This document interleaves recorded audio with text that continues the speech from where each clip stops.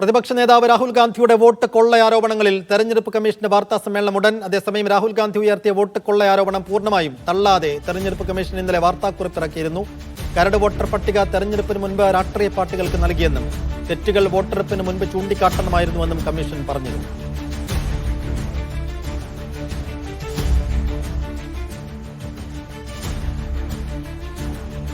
ഈ ധനസുമോദ് വിശദാംശങ്ങൾ നൽകും. സുമോദ്, ആകാംക്ഷയ്ക്ക് അറുതിയാകാൻ പോകുന്നു. നാളിതുവരെ തെരഞ്ഞെടുപ്പ് കമ്മീഷൻ ചരിത്രത്തിൽ ഒരു രാഷ്ട്രീയ നേതാവിന് മറുപടി നൽകാൻ വേണ്ടി മാത്രം തെരഞ്ഞെടുപ്പ് കമ്മീഷൻ ഒരു വാർത്താ സമ്മേളനം വെച്ചിട്ടില്ല.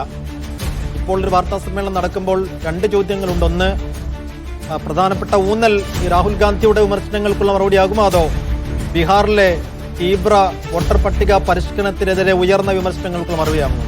എന്താണ് തോന്നുന്നത്? നേരത്തെ സെൽഫിൽ പറഞ്ഞ പോലെ തന്നെ TN ശേഷൻ മുഖ്യ തെരഞ്ഞെടുപ്പ് കമ്മീഷൻ ആയിരുന്ന സമയത്ത് അദ്ദേഹം പ്രധാനമന്ത്രിയെ പോലും ഒരു ചോദ്യമുനയിൽ തന്നെ നിർത്തിയിട്ടുണ്ടായിരുന്നു.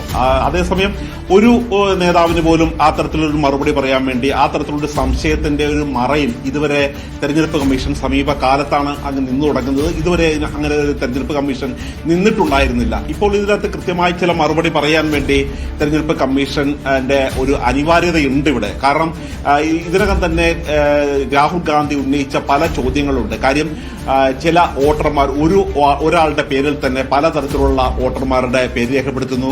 ഒരു ഒറ്റമുറി വീട്ടിൽ തന്നെ 80 പേര് വരെ വോട്ട് രേഖപ്പെടുത്തുന്നു. അങ്ങനെ പലപ്പോഴും തെരഞ്ഞെടുപ്പുകൾ അട്ടിമറിക്കുന്ന തരത്തിലേക്ക് കാര്യങ്ങൾ എത്തിച്ചേരുകയാണ്. ഇതിലെല്ലാം തെരഞ്ഞെടുപ്പ് കമ്മീഷനാണ് കൂട്ടുനിൽക്കുന്നത് എന്നുള്ള ഒരു കാര്യം കൂടി ഇതിനകം തന്നെ രാഹുൽ ഗാന്ധി പറഞ്ഞിട്ടുണ്ട്. ഈ രാഹുൽ ഗാന്ധിയുടെ ഇത്തരത്തിലുള്ള തുറന്നു പറച്ചിലിനെ അദ്ദേഹം കൃത്യമായ രേഖകൾ ചൂണ്ടിക്കാട്ടിയുള്ള ഒരു വാർത്താ സമ്മേളനത്തിന് ശേഷം 3 തെരഞ്ഞെടുപ്പ് കമ്മീഷണർമാരാണ് അദ്ദേഹത്തിന് നോട്ടീസ് അയച്ചത്. കർണാടകയിലെയും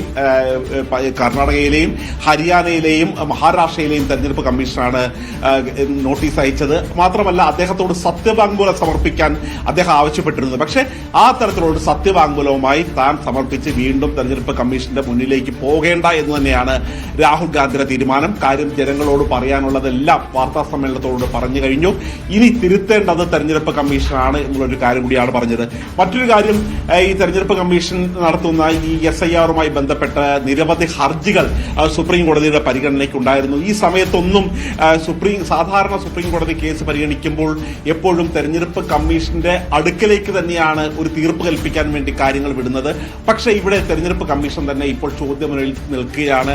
തെരഞ്ഞെടുപ്പ് കമ്മീഷന്റെ ചില പെരുമാറ്റങ്ങൾ, അവരുടെ നടപടി ക്രമങ്ങൾ ഒരു കാരണവശാലും ജനങ്ങളുടെ ഒരു സൗകര്യപ്രദമല്ല, ജനങ്ങളെ ബുദ്ധിമുട്ടിക്കുന്ന തരത്തിലാണ് എന്നുള്ളൊരു കാര്യം ഇതിനകം തന്നെ കണ്ടെത്തിയിട്ടുണ്ട്. മാത്രമല്ല നിരവധി പേരാണ് പരേതരാണ് എന്ന് ചൂണ്ടിക്കാട്ടി ഈ വോട്ടിംഗ് ലിസ്റ്റിൽ നിന്നും അവരെ വെട്ടിമാറ്റിയിരിക്കുന്നത്. ആ തരത്തിലുള്ള വെട്ടിമാറ്റിയിരിക്കുന്ന ഈ പരേതരായ പല ആൾക്കാരെയും നേരിട്ട് സുപ്രീം കോടതിയിൽ കൊണ്ടുപോയി ഹാജരാക്കുകയാണ് യോഗേന്ദ്ര യാദവ് ചെയ്തത്.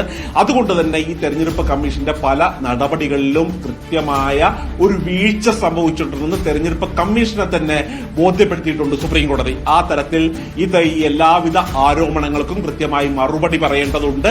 അതുകൊണ്ട് തന്നെയാണ് ഈ വാർത്താ സമ്മേളനം രാജ്യം വളരെ കൗതുകത്തോടുകൂടി പ്രതീക്ഷയോടുകൂടി തന്നെ ഉറ്റുനോക്കിക്കൊണ്ടിരിക്കുന്നത്.